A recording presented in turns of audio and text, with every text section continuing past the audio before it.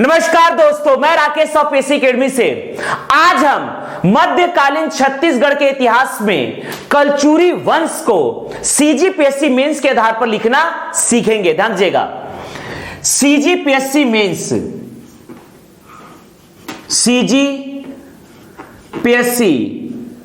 Mains, ध्यान दीजिएगा। Paper number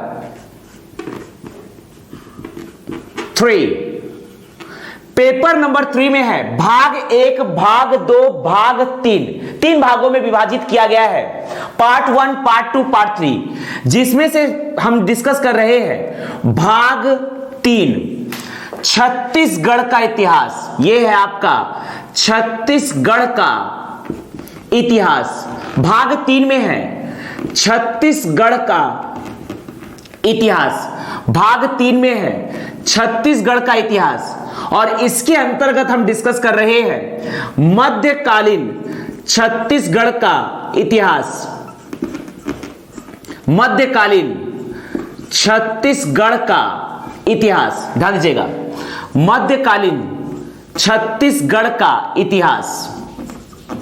मध्यकालीन छत्तीसगढ़ के इतिहास के अंतर्गत हम डिस्कस कर रहे हैं कलचुरी वंश। आज हम मध्यकालीन छत्तीसगढ़ के इतिहास के अंतर्गत कलचुरी वंश को मेंस के आधार पर लिखना सीखेंगे। ध्यान दीजिएगा, चूंकि यह भाग 3 है अर्थात सीजीपीएससी मेंस में यहां से आ सकते हैं 2 नंबर के प्रश्न, 4 नंबरों के प्रश्न, 8 नंबर तथा सीधे 15 नंबर के प्रश्न। तो यहां से पूछे जाने वाले प्रश्न जो है वो कुछ इस प्रकार से होंगे। यहां से आ सकते हैं 2 नंबर के प्रश्न, अंक, ध्यान दीजिएगा, अंक। यहां से आ सकते हैं 2 नंबर के प्रश्न, 4 नंबरों के प्रश्न, 8 नंबरों के प्रश्न, सीधे सीधे 15 नंबरों के प्रश्न। जब भी 2 नंबरों के प्रश्न पूछे जाते हैं अर्थात यहां पर लिखने की शब्द सीमा होती है। 2 नंबर के प्रश्न में शब्द सीमा होता है 30 शब्द। 4 नंबरों के प्रश्न में शब्द सीमा होता है 60 शब्द हमें लिखने होते हैं। 8 नंबरों के प्रश्न में कुल 100 शब्द लिखने हैं। 15 नंबर के प्रश्नों में कुल 175 शब्द लिखने हैं। ध्यान दीजिएगा, जब भी हमें 2 नंबर के प्रश्न आते हैं अर्थात हमें 30 शब्द लिखने हैं तो यहां पर हमें दिए जाएंगे कुल 4 लाइन। इसमें हमें दिए जाते हैं कुल 4 लाइन। ध्यान दीजिएगा, सीजीपीएससी मेंस में 10 शब्दों को 1 लाइन मानता है। इस प्रकार से 60 शब्द के लिए हमें प्रोवाइड किए जाएंगे 6 लाइन। 8 नंबर अर्थात 100 शब्द के लिए प्रोवाइड किए जाएंगे हमें 10 लाइन। 175 शब्द अर्थात 17.5 लाइन अर्थात हमें यहां पर प्रोवाइड किए जाएंगे कुल 18 लाइन। लेकिन 30 शब्द में रूल के हिसाब से 3 लाइन प्रोवाइड किया जाना चाहिए, लेकिन यहां पर प्रोवाइड किया जाता है 4 लाइन। बस यही एक अपवाद है, ध्यान दीजिएगा। तो इस प्रकार से सीजीपीएससी मेंस में 2 नंबर के प्रश्न में लिखना होता है 30 शब्द अर्थात 4 लाइन। 4 नंबर के प्रश्न में लिखना होगा 60 शब्द अर्थात 6 लाइन। 8 नंबर के प्रश्न में लिखना है 100 शब्द अर्थात 10 लाइन। 15 नंबर के प्रश्न में 175 शब्द अर्थात 18 लाइन हमें राइटिंग करनी है। लेकिन जब भी इतिहास से संबंधित प्रश्न पूछे जाएंगे, मध्यकालीन छत्तीसगढ़ का इतिहास या प्राचीन छत्तीसगढ़ का इतिहास या आधुनिक छत्तीसगढ़ के इतिहास से प्रश्न पूछे जाएंगे तो हमें सबसे पहले फैक्ट ओरिएंटेड आंसर पर ही ध्यान देना है। ध्यान दीजिएगा, अर्थात यहां पर राइटिंग करते समय जब भी आपको 2 नंबर के प्रश्नों के लिए डिजाइन करना है तो कम से कम 2 फैक्ट्स लिखने जरूरी है। 4 नंबर के प्रश्नों में कम से कम 4 फैक्ट्स लिखने जरूरी है और यहां पर 6 लाइन लिखना है। जबकि 2 नंबर के प्रश्न में कम से कम 2 फैक्ट दिखाना जरूरी है और 4 लाइन लिखना अनिवार्य है। लेकिन जब आप 8 नंबर और 15 नंबर के लिए डिजाइनिंग करते हैं छत्तीसगढ़ के इतिहास में तो इसकी डिजाइनिंग का तरीका हमें कुछ इस प्रकार से रखना है। सबसे पहले हम लिखेंगे इतिहास का आंसर डिजाइन करते समय पृष्ठभूमि। सबसे पहले हम जो भी घटना पूछा जाता है उसका बैकग्राउंड बताना आवश्यक होता है। तो इतिहास से संबंधित प्रश्नों को डिजाइन करते समय जिस घटना का भी आप उल्लेख करते हैं उसकी पृष्ठभूमि बताना अनिवार्य होता है। तो सबसे पहले हम बताते हैं पृष्ठभूमि, फिर वास्तव में जो घटना घटित हो रहा है वह घटना बताना है, अर्थात घटना की हमें भूमिका बतानी है, उस घटना का वर्णन करना है, और लास्ट में उस घटना का प्रभाव हमें मूल्यांकन के माध्यम से बताना है। लास्ट में घटना का प्रभाव हमें मूल्यांकन के माध्यम से बताना है, अर्थात इतिहास में जो हम मूल्यांकन लिखते हैं, लास्ट में कंक्लूड करते हैं, इसमें मुख्य रूप से होता है घटना का प्रभाव या परिणाम। ध्यान दीजिएगा। तो आज हम डिस्कस करने जा रहे हैं सीजीपीएससी मेंस के आधार पर छत्तीसगढ़ के इतिहास में मध्यकालीन छत्तीसगढ़ के इतिहास के अंतर्गत कलचुरी वंश को। ध्यान दीजिएगा, यहां पर हमें जैसा कि हम देख रहे हैं यदि 8 नंबर का प्रश्न पूछता है, अर्थात इसमें हमें लिखना है कुल 10 लाइन, इसमें हमें कुल 10 लाइन लिखना है। तो इसकी डिजाइनिंग कुछ हम इस प्रकार से कर सकते हैं। ध्यान दीजिएगा, इसकी डिजाइनिंग हम कुछ इस प्रकार से कर सकते हैं।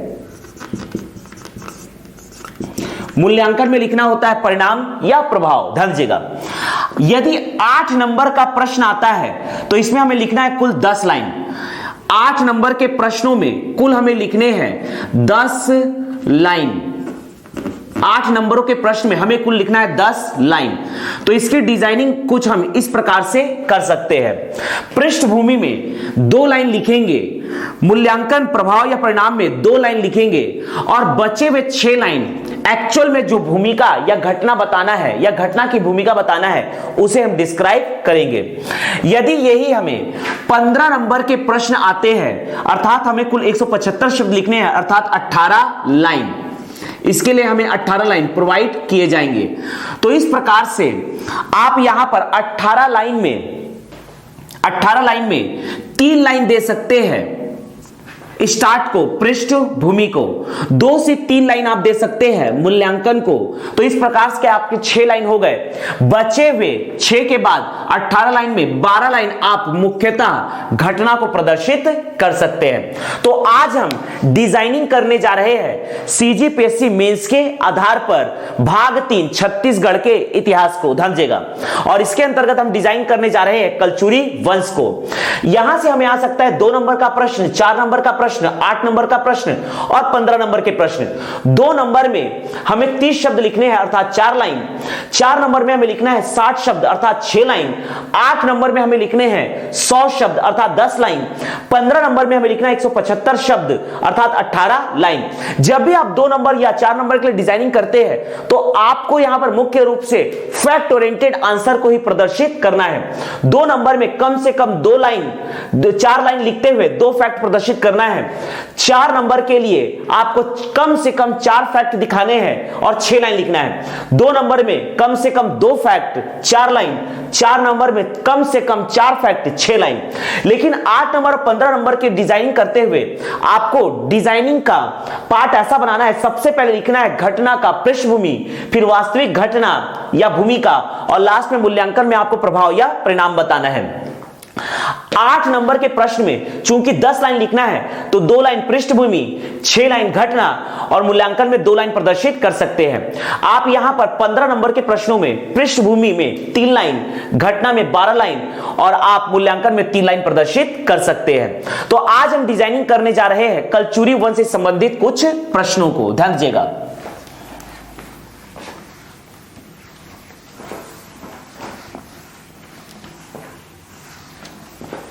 कलचुरी वंश से संबंधित कुछ प्रश्नों को हम डिजाइन करने जा रहे हैं।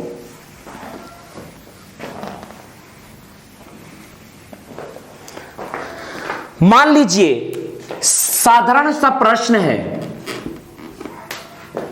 कलचुरी वंश के शासक, कलचुरी वंश के शासक, कलचुरी वंश के शासक जाजल्य देव प्रथम, जाजल्य देव प्रथम कि भूमिका पर प्रकाश डालिए, कि भूमिका पर प्रकाश डालिए। यह प्रश्न आया है सिर्फ और सिर्फ 2 नंबरों के लिए। अंक 2, शब्द सीमा 30, शब्द सीमा 30। ध्यान दीजिएगा, 2 नंबर के लिए हमें डिजाइन करना है कलचुरी वंश के शासक जाजल्यदेव प्रथम की भूमिका पर प्रकाश डालिए। यहां पर चूंकि ये 2 नंबर का प्रश्न है, अर्थात हमें इस प्रकार से कुल 4 लाइन प्रदान किया जाएगा। 2 नंबर में हमें कुल 4 लाइन प्रदान किया जाएगा। इस प्रकार से हमें कुल 4 लाइन प्रदान किया जाएगा। जब भी आप छत्तीसगढ़ के इतिहास से संबंधित प्रश्न को डिजाइन करेंगे, आप मैप जरूर दिखाइए, क्योंकि मैप बनाने से आपके आंसर की ग्रेविटी बढ़ जाती है और आपको अच्छे अंक प्रदान किए जाते हैं। तो जब भी कोई डायग्राम या मैप बनाते हैं, उसे सबसे पहले साइड में आप यहां पर अपर लेफ्ट पोर्शन में बनाकर एक बॉक्स में घेर दीजिए। जब भी आप छत्तीसगढ़ के इतिहास या छत्तीसगढ़ के किसी भी टॉपिक से संबंधित आंसर को डिजाइन करते हैं, तो सबसे पहले आप मैप बनाइए, क्योंकि मैप बनाने से आपके आंसर की ग्रेविटी बढ़ जाती है और आपको अच्छे अंक प्रदान किए जाते हैं। तो जैसे कि यहां पर पूछ रहा है प्रश्न को कि कलचुरी वंश के शासक जाजल्यदेव प्रथम की भूमिका पर प्रकाश डालिए। देखिए, हमें यहां पर जाजल्यदेव के बारे में लिखना है, हमें यहां पर जाजल्यदेव प्रथम के बारे में लिखना है। तो सबसे पहले आप जो कंटेंट चुनेंगे, सबसे पहले यहां पर सीजी का मैप बनाएंगे, छत्तीसगढ़ का आप मैप बनाइए, क्योंकि मैप बनाने से आपके आंसर की ग्रेविटी बढ़ जाती है और आपको अच्छे अंक प्रदान किए जाते हैं। चूंकि यहां पर जाजल्यदेव की भूमिका पूछ रही है, भूमिका का अर्थ होता है रोल, इनकी उपलब्धि क्या थी।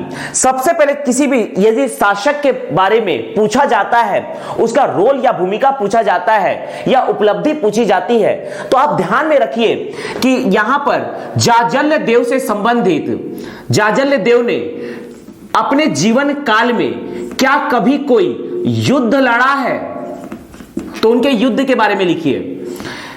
इनका किसी भी प्रकार का स्थापत्य को आप प्रदर्शित कर सकते हैं। तो यहां पर जब भी किसी शासक के बारे में उनकी भूमिका या उपलब्धि पूछी जाती है, तो आप ध्यान में लाइए कि क्या उस शासक ने कभी कोई युद्ध लड़ा है या उसने किसी किले का या मंदिर का या किसी भी प्रकार के स्थापत्य कला का अपना योगदान दिया है।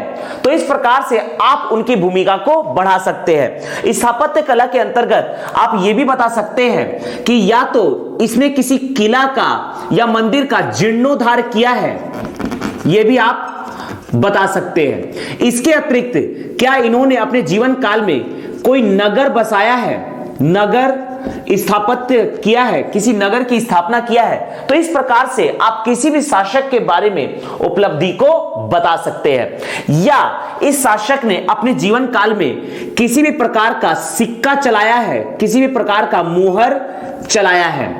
तो इस प्रकार से हम जाजल्यदेव प्रथम के बारे में 2 नंबर के लिए आंसर डिजाइन करेंगे। ध्यान दीजिएगा, प्रश्न है कलचुरी वंश के शासक जाजल्यदेव प्रथम की भूमिका पर प्रकाश डालिए। यहां पर हमें अंक 2 शब्द सीमा 30 के लिए लिखना है। हमें यहां पर प्रोवाइड किया गया है कुल 4 लाइन, क्योंकि 30 शब्द के लिए हमें लिखने होते हैं 4 लाइन।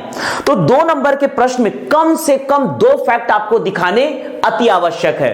अब चूंकि यहां पर भूमिका या रोल या उपलब्धि पूछी जा रही है, उनके बेसिकली कार्य को पूछा जा रहा है, तो आप जाजल्यदेव प्रथम से संबंधित किसी युद्ध को याद रखिए, उसके स्थापत्य को याद रखिए, उन्होंने कोई मंदिर या किले का जीर्णोद्धार किया है तो वो बताइए, किसी नगर की स्थापना किया है तो वो बताइए, या किसी भी प्रकार का सिक्का चलाया है तो वो बताइए, या किसी भी विशेष बात को आप यहां पर प्रदर्शित कर सकते हैं। लेकिन जब भी आप आंसर डिजाइन करते हैं तो मैप बनाना अति आवश्यक है, क्योंकि मैप बनाने से आपके आंसर की ग्रेविटी बढ़ जाती है। जैसे कि हम जानते हैं जाजल्यदेव प्रथम की राजधानी थी रतन रतनपुर, तो आप यहां पर रतनपुर को प्रदर्शित कर सकते हैं।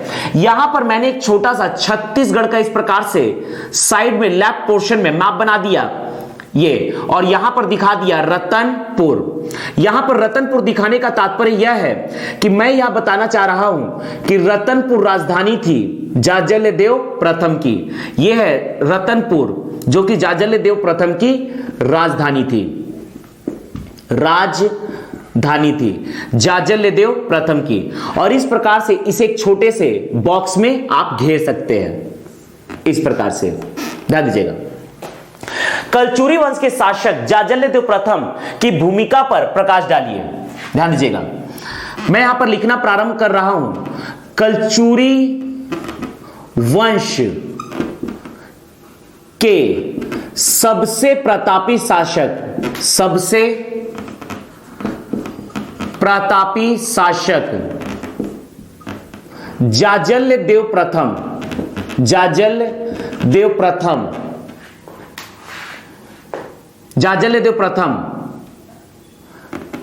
कलचुरी वंश के, कलचुरी वंश के प्रथम शासक थे, प्रथम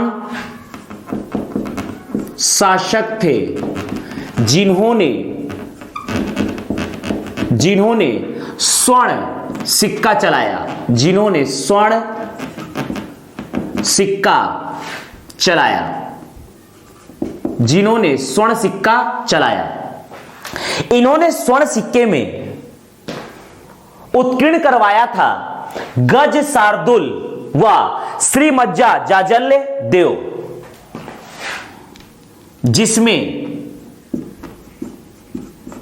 जिसमें अर्थात स्वर्ण सिक्के पर जिसमें उन्होंने गज शार्दुल व श्रीमज्जा जाजल्य देव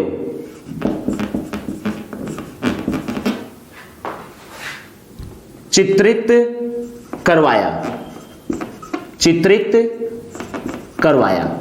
या उत्कीर्ण करवाया। तो इस प्रकार से हमने साधारण 2 नंबर के लिए आंसर डिजाइन किया। जाजल्य देव से संबंधित हमने स्वर्ण सिक्का को बताया तथा उनकी 2 उपाधियों को यहां पर प्रदर्शित किया, गज शार्दुल तथा श्रीमज्जा जाजल्य देव। मान लीजिए यही प्रश्न आता है 4 नंबरों के लिए और हमें लिखने हैं कुल 60 शब्द, तो आप इनसे संबंधित कुछ स्थापत्य को बता सकते हैं। जब भी ये 4 नंबर के लिए आएगा तो आपको यहां पर कुल दिए रहेंगे 6 लाइन, अर्थात आपको लिखने हैं 60 शब्द। तो इस प्रकार से आप अपने फैक्ट को आगे बढ़ा सकते हैं। यहां पर आप लिख सकते हैं इन्होंने, अर्थात जाजल्यदेव प्रथम ने, इन्होंने जाजल्य देवपुर, जो आज का है जांजगीर शहर की स्थापना कर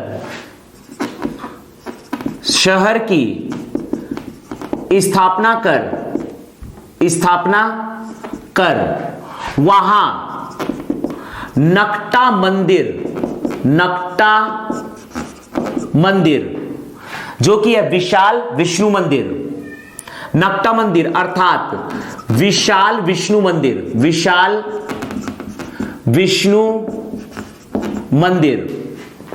व जांजगीर का विशाल तालाब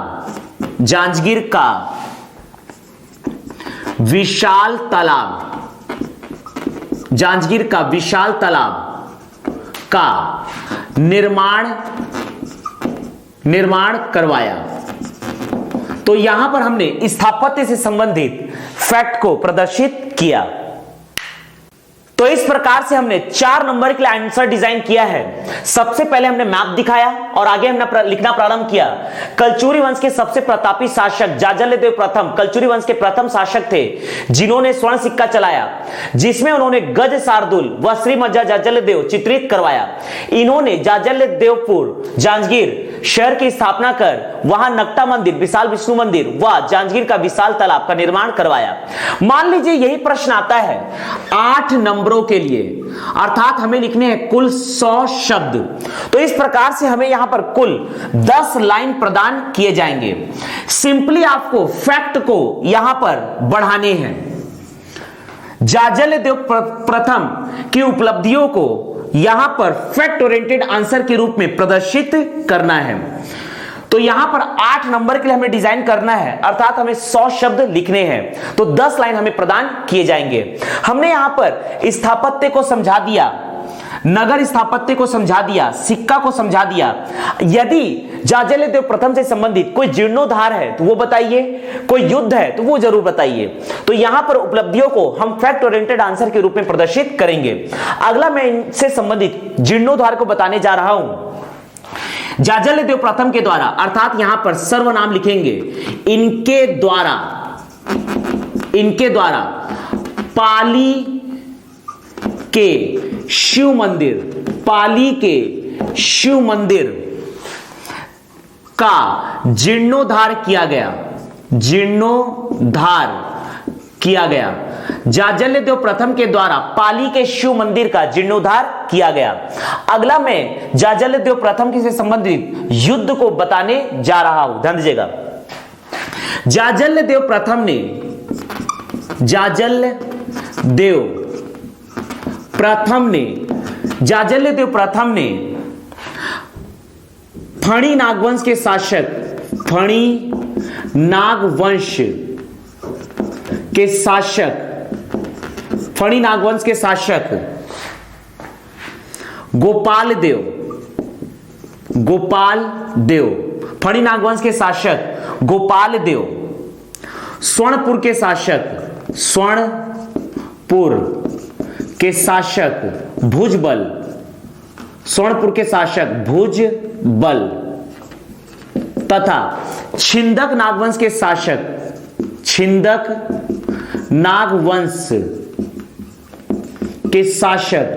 नागवंश के शासक सोमेश्वर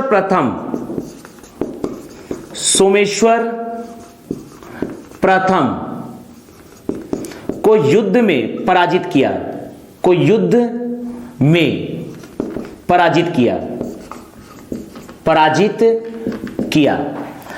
खास बात यह है कि जाज्जल्य देव प्रथम ने छिंदक नागवंश के शासक सोमेश्वर प्रथम को युद्ध में पराजित भी किया तथा उन्हें सपरिवार कैद किया। इन्होंने सोमेश्वर प्रथम को सपरिवार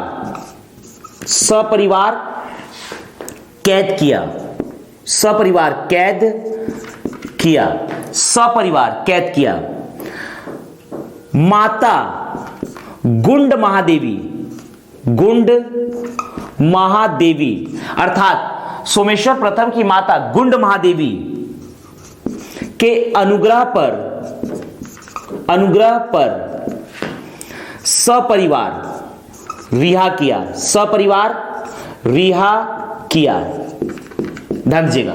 तो इस प्रकार से जाज्जल्य देव प्रथम की उपलब्धियों को हमने बताया, सबसे पहले मैप दिखाया और 8 नंबर के लिए आंसर डिजाइन किया। कलचुरी वंश के सबसे प्रतापी शासक जाज्जल्य देव प्रथम कलचुरी वंश के प्रथम शासक थे जिन्होंने स्वर्ण सिक्का चलाया, जिसमें उन्होंने गज शार्दुल व श्री मज्जा जाज्जल्य देव चित्रित करवाया। इन्होंने जाज्जल्य देवपुर जांजगीर शहर की स्थापना कर वहां नकटा मंदिर, विशाल विष्णु मंदिर व जांजगीर का विशाल तालाब का निर्माण कराया। इनके द्वारा पाली के शिव मंदिर का जीर्णोद्धार किया गया। जाज्जल्य देव प्रथम ने फणी नागवंश के शासक गोपाल देव, स्वर्णपुर के शासक भुजबल तथा छिंदक नागवंश के शासक सोमेश्वर प्रथम को युद्ध में पराजित किया। इन्होंने सोमेश्वर प्रथम को सपरिवार कैद किया, माता गुंड महादेवी के अनुग्रह पर सपरिवार रिहा किया। तो इस प्रकार से हमने कलचुरी वंश के शासक जाज्जल्य देव प्रथम की भूमिका को 8 नंबर के लिए डिजाइन किया। ध्यान दीजिएगा। अगला प्रश्न हम डिजाइन करने जा रहे हैं।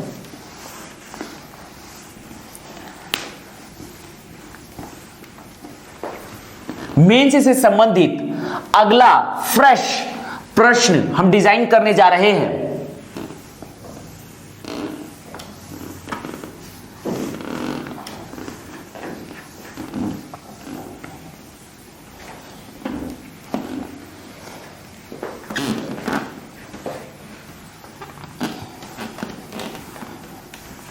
ध्यान दीजिएगा।